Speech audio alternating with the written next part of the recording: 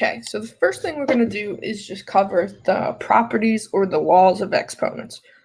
Okay, but I want you to remember, we kind of talked about this with GCF and stuff. If it's 3 to the 5th,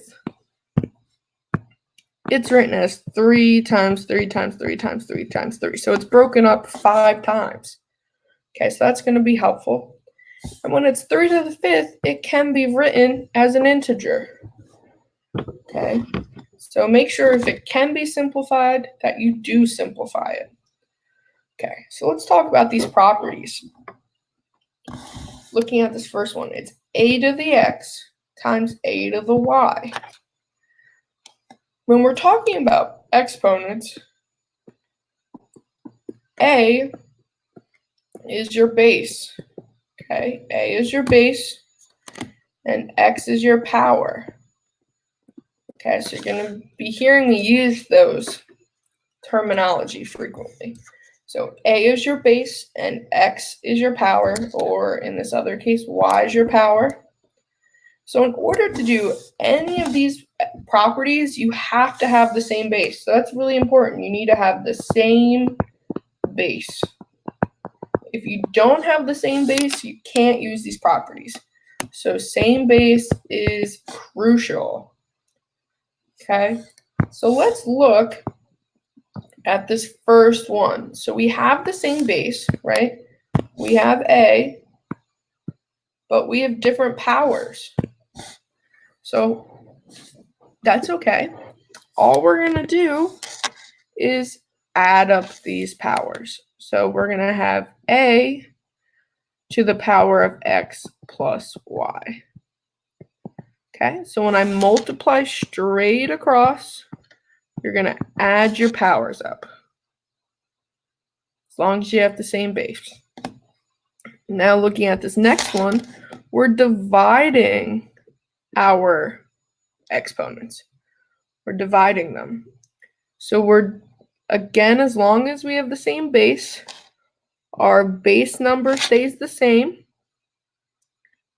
but we subtract our powers. Okay, so let's show you an example of both of these. So this first one, that's saying if I have like x to the 4th times x to the 5th. And as long as I'm multiplying straight across, I just add up my powers. So what's 4 plus 5? Hopefully you know that gives you 9. Okay, so again, as long as you're multiplying straight across, you simply add up your exponents. So we just add those bad guys up. But when we're dividing, that's a little more difficult, especially if we don't have x to some power. It's a little more confusing if it's like 3 to the 5th divided by 3 squared. Okay, because a lot of you guys want to cancel out your bases. We can't do that. Okay, our base stays a. Our base stays 3. All we're doing is subtracting our exponents, subtracting our powers. What's 5 minus 2? It's 3. So now we have 3 to the 3rd power. Okay? So when you're dividing, you don't change your base. Your base needs to stay the same. Okay? You're just subtracting your powers. Now looking at this third one, it's a power to a power. So when you take a power to a power, you multiply them. So it would be a to the x times y. So that would be if it was like x squared to the 3rd power. You multiply 2 times 3, and you'd get x to the 6th power. So again, that's different than what we did in this first example. This first one, we multiplied across. That's when we add. In this example, we're taking a power to a power, so we multiply.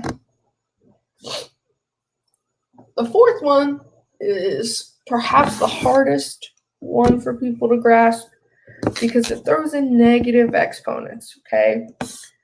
Negative exponents sound tricky, but we can't have a negative exponent.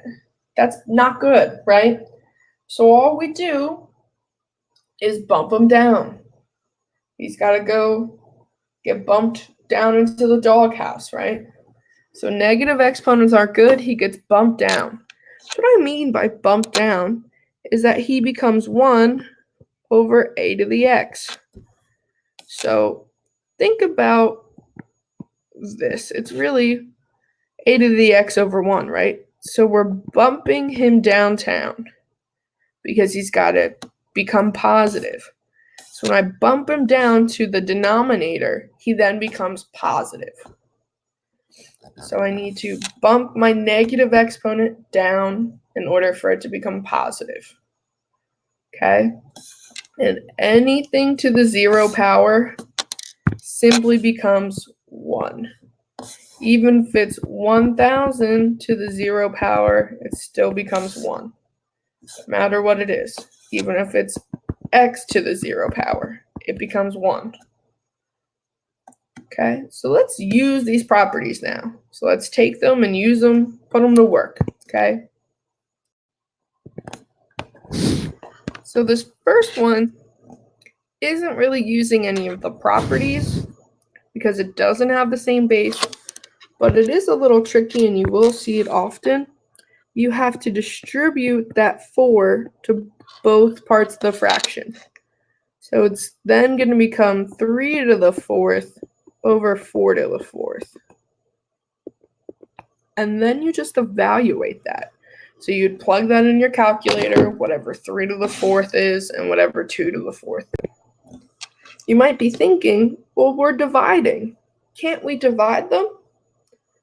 The answer is no, because they have 2 different bases. One has a base of a 3 and one has a base of a 4. So all we do is evaluate them and put that there.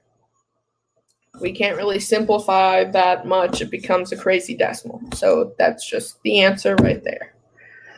Okay, so let's look at the next one.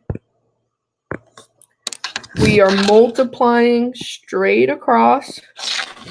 It has the same base, right? Both of them are b. So what do we do with our exponents if it has the same base and we're multiplying straight across? Hopefully you said we add the exponents. So it's really b squared plus 4.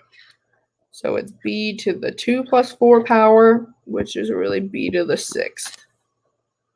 Okay. The next one, again, we're multiplying straight across. This one's a little different because it has those numbers out front. You just treat those like you're multiplying straight across. What's 3 times 4? Becomes 12. Now we look at our bases. Our bases are both n. Okay, so then it becomes n to the 2 plus 4. So our answer is then 12 n to the 6th power. Okay, so same thing with the next one. So try the next one on your own. I'm just going to put the answer down. So pause and try it on your own. All right, so hopefully you got this answer. If not, please ask questions when you get back to class. All right, let's look at the next page. Okay, so this is a you try page, right? So your homework problems are the even. So your homework is the right side of the column, okay? The ones that I want you to try, pause the video, try, and then just the answers will be up when you're done. Okay, again, I need to see work for everything. All right, even if it's as simple as just subtracting numbers. All right, so pause the video, do the work, and if you have questions, then please ask, okay? All right, so here's all the answers.